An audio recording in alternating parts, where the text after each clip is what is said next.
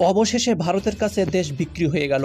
ভারতের বর্ডার থেকে ৮ কিলোমিটার দূরত্বে কোনো সীমান্ত থেকে দেশের ভেতরে ১০ মাইল পর্যন্ত বিজিবির সম্পত্তি ঘোষণার পরামর্শ দিয়েছেন হাইকোর্ট। এখন শুধু ভারত না, কিন্তু বাংলাদেশের ওই সীমান্ত থেকে ভিতরে ১০ মাইল খালি রাখতে হবে। এই লোকগুলিকে কই পাঠাইবেন? এই লোকগুলিকে মানে কার স্বার্থ রক্ষা করবেন আপনি?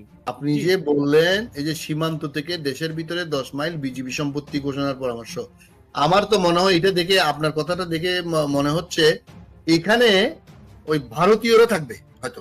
সীমান্ত রেখা থেকে বাংলাদেশের অভ্যন্তরে ১০ মাইল পর্যন্ত সীমান্ত এলাকা বর্ডার গার্ডের সম্পত্তি ঘোষণা করা। উক্ত ঘোষণার ২, ফলে ক্ষতিগ্রস্ত সব ব্যক্তিগত সম্পত্তির মালিকদের ক্ষতির পরিমাণ নির্ণয় করে সমমূল্যের সরকারি খাসজমি থেকে তাদের বরাদ্দ দেয়া। দেশের ভেতরে ১০ মাইল পর্যন্ত বিজিবির সম্পত্তি ঘোষণার পরামর্শ দিয়েছেন হাইকোর্ট।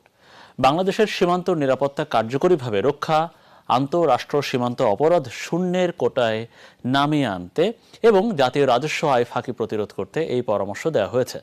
আজ হাইকোর্টের একটি বেঞ্চ একটি মামলার ১১ পৃষ্ঠার রায়ে এই পরামর্শ দিয়েছেন। রায় সীমান্ত রেখা থেকে দেশের অভ্যন্তরে ১০ কিলোমিটার বা ১০ মাইল বিজিবির সম্পত্তি ঘোষণা করা, সীমান্ত রেখা থেকে ৮ কিলোমিটার জমি সম্পূর্ণ ফাঁকা ও সমান রাখা সহ সংসদকে ৪ পরামর্শ দিয়েছেন হাইকোর্ট। আজকে একটা খবর, সেটা হচ্ছে যে মানে আমি আমি দেখি পাই কিনা, সেটা হচ্ছে যে এই যে স্ক্রিনে দেখতে পাচ্ছেন, সীমান্ত থেকে দেশের ভিতরে ১০ মাইল বিজিবি সম্পত্তি ঘোষণার পরামর্শ। এটা হচ্ছে, এরা বলেছে যে বাংলাদেশের সীমান্ত নিরাপত্তা কার্যকরীভাবে রক্ষা, আন্তঃরাষ্ট্র সীমান্ত অপরাধ শূন্যের কোঠা নামিয়ে আনা এবং জাতীয় রাজস্ব আয় ফাঁকি প্রতিরোধ করতে সীমান্ত রেখা থেকে দেশের অভ্যন্তরে ১০ মাইল বিজিবি সম্পত্তি ঘোষণা করা এবং সীমান্ত রক্ষা থেকে ৮ কিলোমিটার জমি সম্পূর্ণ ফাঁকা এবং সমতল রাখা সহ সংসদকে পরামর্শ দিয়েছে হাইকোর্ট। এই জায়গাতে কোনো কথা হলো? সীমান্তের সঙ্গে লাগোয়া তো মানুষের ঘরবাড়ি আছে, ওই পাশে আছে, এই পাশে আছে। এখন শুধু ভারত না, কিন্তু বাংলাদেশের ওই সীমান্ত থেকে ভিতরে ১০ মাইল খালি রাখতে হবে। এই লোকগুলিকে কই পাঠাইবেন? এই লোকগুলিকে মানে কার স্বার্থ রক্ষা করবেন আপনি? মানে আমি বুঝলাম না, এটা হঠাৎ করে এটা কি হচ্ছে? মানে অবাস্তব পরিকল্পনা, এগুলো আমার মাথায় ধরে না। না, আপনাকে অসংখ্য ধন্যবাদ। এটা আমি জানতাম না, এটা তো একটা মারাত্মক খবর। আপনি জি। যে বললেন এই যে সীমান্ত থেকে দেশের ভিতরে ১০ মাইল বিজিবি সম্পত্তি ঘোষণার পরামর্শ, আমার তো মনে হয় এটা দেখে, আপনার কথাটা দেখে মনে হচ্ছে এখানে ওই ভারতীয়রা থাকবে হয়তো, মানে নর্মালি নো ম্যানস ল্যান্ড আমরা বলি।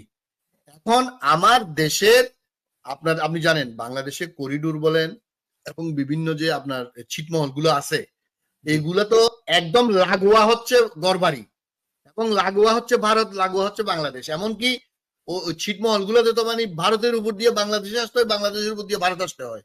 এই যে আপনার এই কর্মকাণ্ড, এইটা তো একটু ইনডেপথে ঢুকতে হবে। আমি আপনাকে শুধু এইটা আপাতত মন্তব্য করতে পারি যে বাংলাদেশের হাইকোর্ট যদি এটা দিছে, যেহেতু পত্রিকায় লিখছে, আমার মনে হচ্ছে এখানে ভারতীয় ইন্ধন ছাড়া কোনো হাইকোর্ট, বাংলাদেশের হাইকোর্ট কোনো কিছু দিতে পারবে না। বাংলাদেশের প্রধান বিচারপতি, আমি শুনলাম যে শেখ হাসিনার প্রতি যে অনুগত, ভারতের প্রতি তার চেয়ে বেশি অনুগত। অনেকেই মনে করেন যে এই যে প্রধান বিচারপতি বললো যে কোটা আবার আসবে, এটা হয়তো বা ভারতের কথাই হতে পারে, এরকম হতে পারে, এবং এই সীমান্তের রায়টা এটাও কিন্তু ওই ভারতের কথাই হতে পারে। এই যে এখন খুব সম্ভবত ওবায়দুল হাসান এখন বাংলাদেশের প্রধান জি বিচারপতি, জি জি। তার ভাই হচ্ছে আওয়ামী লীগের এমপি।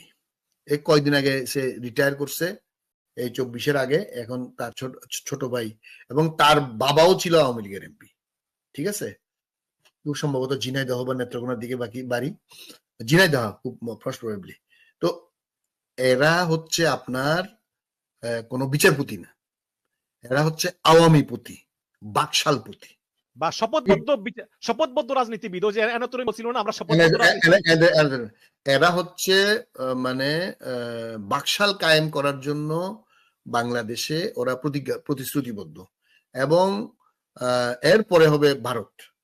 এরা আপনার কোন বাংলাদেশের সীমান্ত, বাংলাদেশের জনগণ, বাংলাদেশের স্বার্থ, এই যে ওরা মুক্তিযুদ্ধের চেতনা বলে না, যে ওই যে হাসিনা ওই দিন বলছে, আপনার কথাটা মনে হয়েছে যে হাসিনা বলছে বঙ্গবন্ধুর মেয়ে কোনোদিন দেশ বিক্রি করতে পারে না, বঙ্গবন্ধুর মেয়ে কোনোদিন মিথ্যা কথা বলতে। আরে বঙ্গবন্ধুই তো মৃত্যুক, বঙ্গবন্ধুর মেয়ে কি হয়েছে? তোমার বাবা তো সবচেয়ে বড় মৃত্যুক।